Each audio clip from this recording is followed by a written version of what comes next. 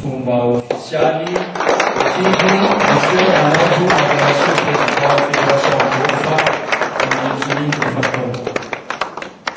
Ranay Vondrena Solo, izy no filohan'ny Federaciona Malagasy ny taranja golf manomboka izao. Vato valo amin'ny sivy no nandany azy raha vato fotsiny iray. Andraikitra lehibe miandry ity Federaciona golf ity ny fizarana lisansa ho an'ireo mpilalao sy ny ananganana kluba any amin'ny faritra, fa indrindra ny ampidirana ireo kluba rehetra ao anaty Federaciona ary ny idirana ity Federaciona golf ity ao amin'ny Comité Olympique. Ny golf moa taranja ohatran'ny vaovao ihany nefa zavatra efa ela be io ary anisan'ny sport efa ely mahavariana nefa moa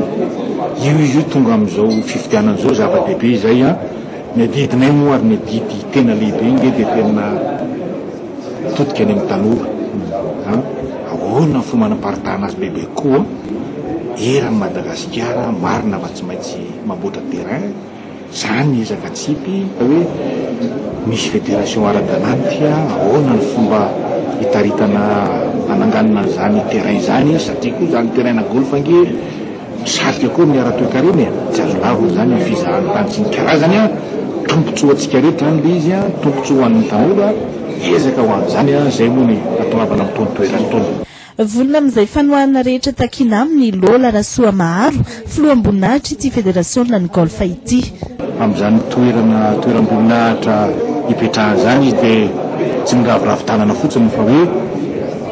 raha vao misy ilainareo eo foana zava-dehibe zany satria zay fotoana tantanan'izay dia efa be koa ny traikefa ainy amin'izany hitany amin'izany